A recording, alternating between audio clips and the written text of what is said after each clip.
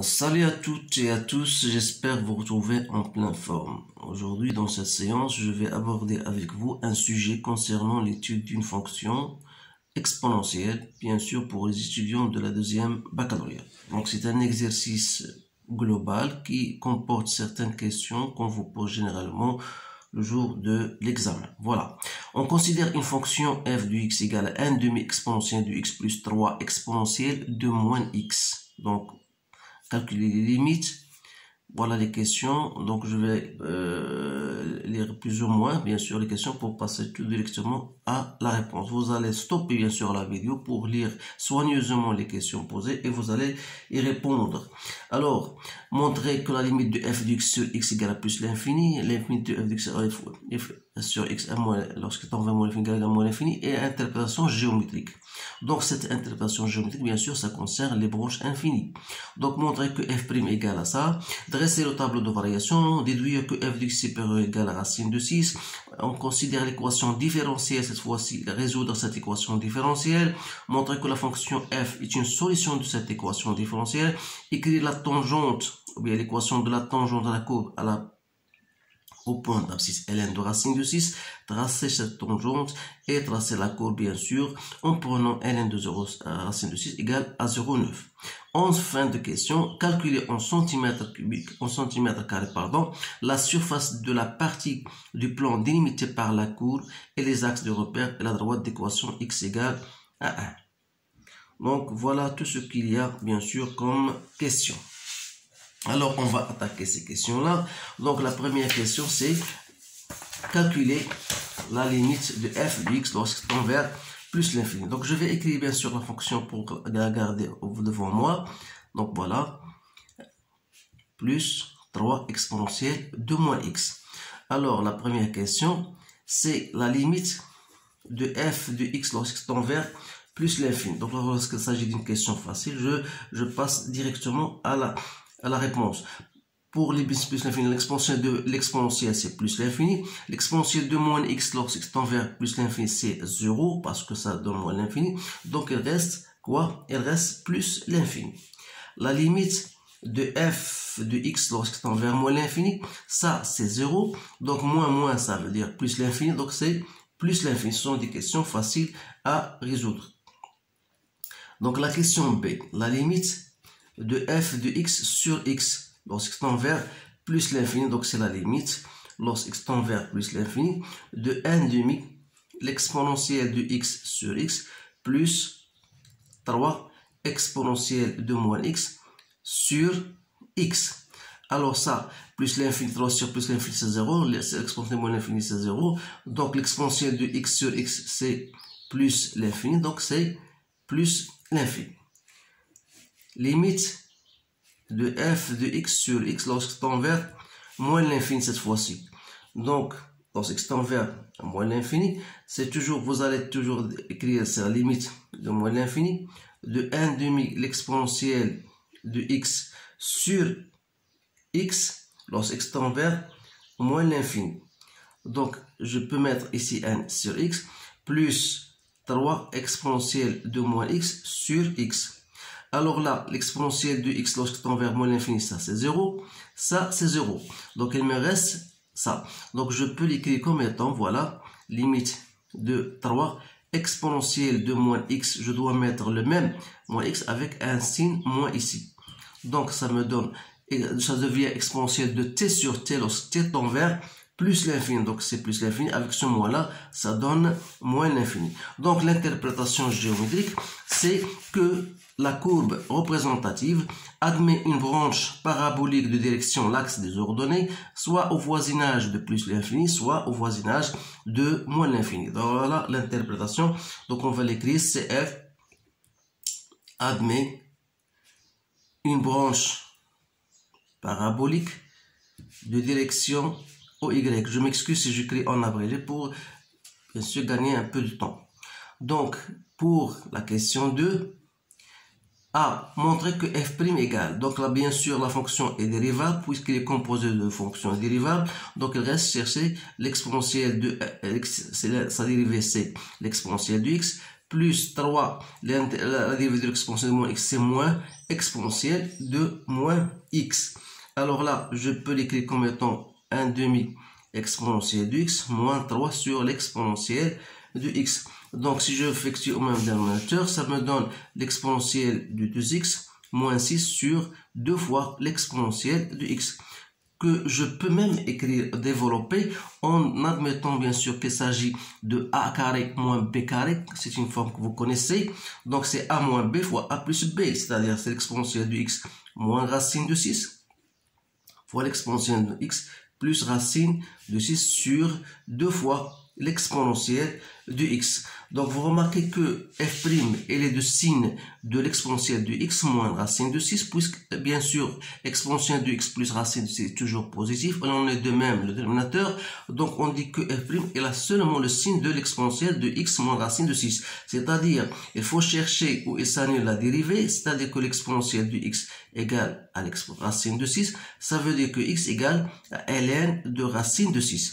Alors, lorsque je vais dresser mon tableau de variation, voilà, donc x, f' de x, f de x, voilà le domaine, l'intervalle, le domaine où je travaille. Donc, elle s'annule pour ln de racine 6, c'est la dérivée qui s'annule ici. Qui dit s'annuler, ça veut dire que vous avez une tangente horizontale, il faut bien remarquer cela. Donc, dire que la fonction f' positive, il suffit de l'exponentielle de x soit supérieure à racine de 6. Comme l'exponentielle est une fonction croissante, alors là, vous aurez ici plus et vous aurez ici le moins. C'est-à-dire que vous aurez cette allure-là.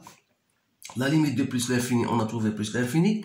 On en est de même moins l'infini. Donc, il suffit de chercher f de ln de racine de 6. Donc, c'est 1 demi. L'exponentielle de ln de racine de 6 plus 3, l'exponentielle de moins ln de racine de 6. Donc ça, c'est simple. Donc ça, l'exponentielle de n de 6, c'est 6. Donc c'est 1 demi. Donc ça va donner 6 plus 6 sur 2 racine de 6. Donc 12 sur 6. Donc c'est 6 sur racine de 6, soit disons racine de 6. Donc je vais mettre racine de 6. Donc la question qui suit, voilà, dresser le tableau de variation. On a bien dressé le tableau de variation. C'est la question troisième. On considère l'équation différentielle y seconde moins y égale à 0. Donc, résoudre bien sûr cette équation différentielle. Donc, pour résoudre cette équation différentielle, vous savez, vous avez votre méthode, la méthode que vous devez savoir. Donc, il suffit de déterminer delta, c'est b au carré, c'est-à-dire ici on a a égale à 1, b égale à 0, c égale à moins 1. C'est de la forme a y seconde plus by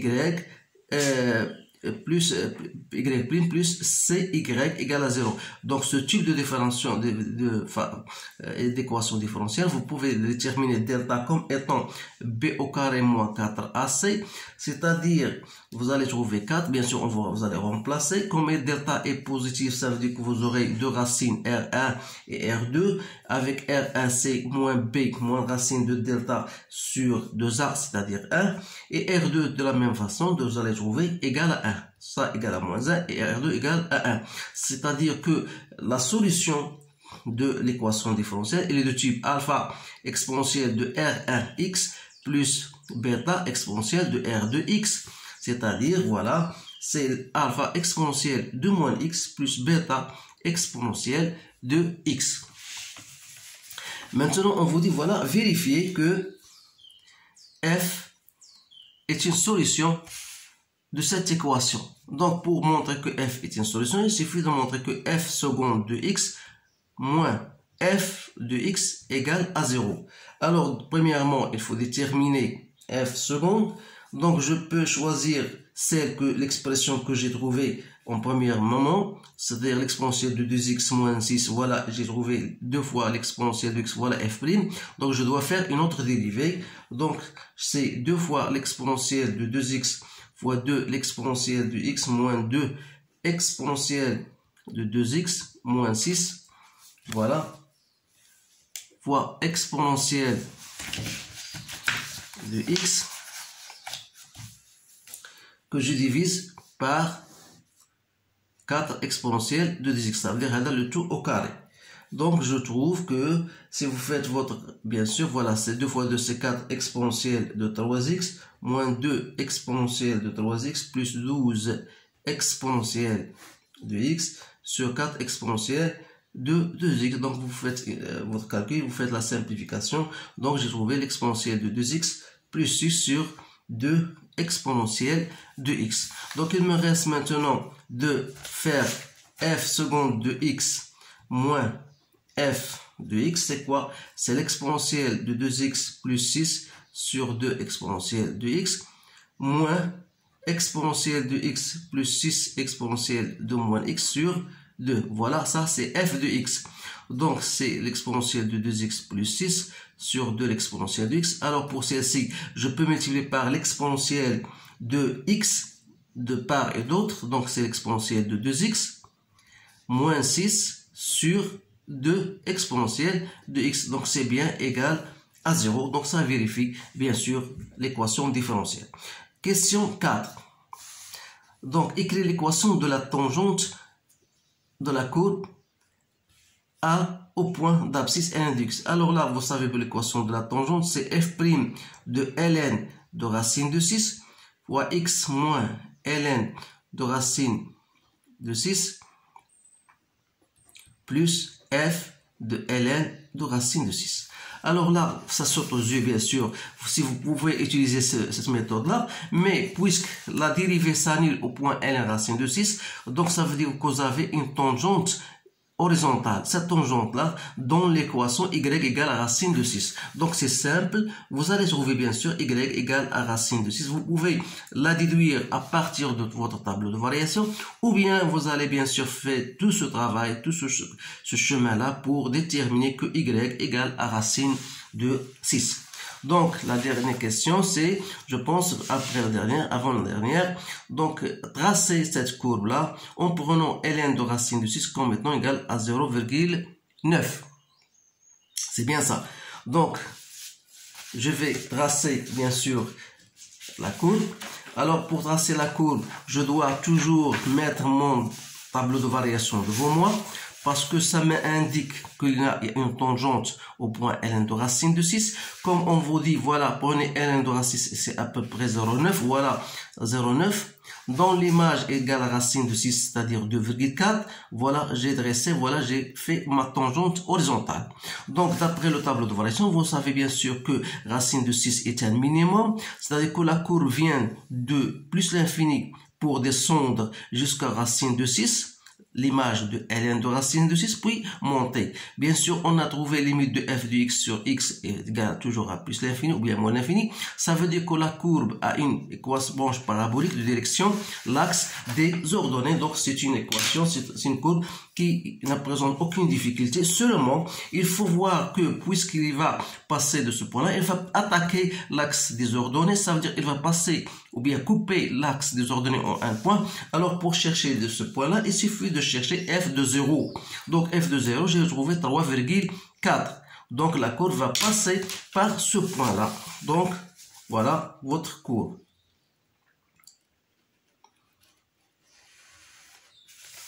Voilà. Voilà. Donc, voilà votre courbe C de f. Maintenant, la dernière question, voilà, on vous dit de chercher l'aire, ou bien la surface de la partie délimitée par la courbe et les axes de repère, voilà, et l'équation, la droite d'équation x égale à 1. Donc, voilà la droite d'équation x égale à 1, c'est celle-ci.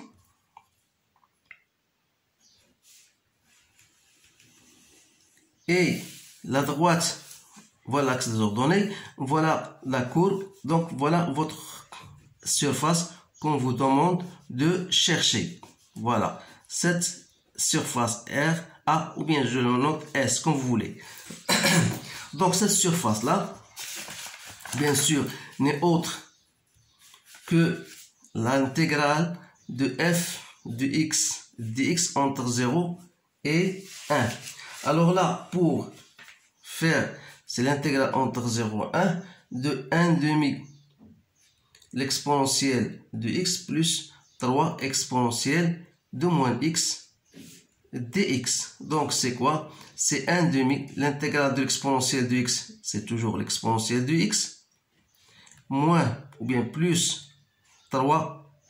L'intégrale de l'exponentielle de x, c'est moins exponentielle de moins x entre 0 et 1. Donc, et vous allez remplacer, bien sûr, votre borne par, donc si j'écris, donc c'est 1 demi, l'exponentielle de 1 c'est 1, donc moins l'exponentielle de 0, moins 3, donc exponentielle de moins 1, voilà, moins l'exponentielle de 0.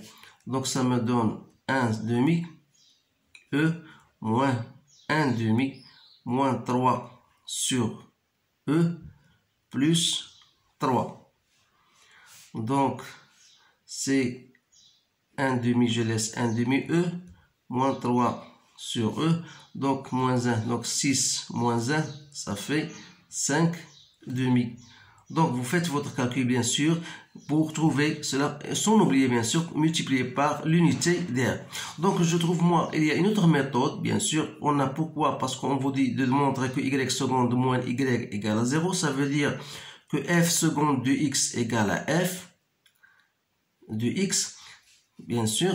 Donc, et si vous remplacez s, donc c'est l'intégrale de f de x. Qui dit f de x dit f seconde de x dx, et l'intégrale de f seconde n'est autre que f' de x compris entre 0 et 1. Voilà une autre méthode que vous pouvez utiliser. Donc j'espère que je n'ai commis aucune erreur dans cet exercice parce que je n'ai pas de réponse avec moi. Donc j'essaie toujours de travailler avec vous d'une façon bien sûr directe. Donc essayez bien sûr de répéter cet exercice parce que c'est un exercice simple qui ne présente aucune difficulté. Donc je commence toujours par les simples et donc j'ai lancé d'autres vidéos bien sûr que vous pouvez voir dans mon site Maths et Physique en poche. J'ai des fonctions qui sont un peu plus délicates si quelqu'un bien sûr veut développer ses connaissances en la matière. Alors je vous remercie de votre attention et je vous souhaite une bonne chance et je vous dis à bientôt.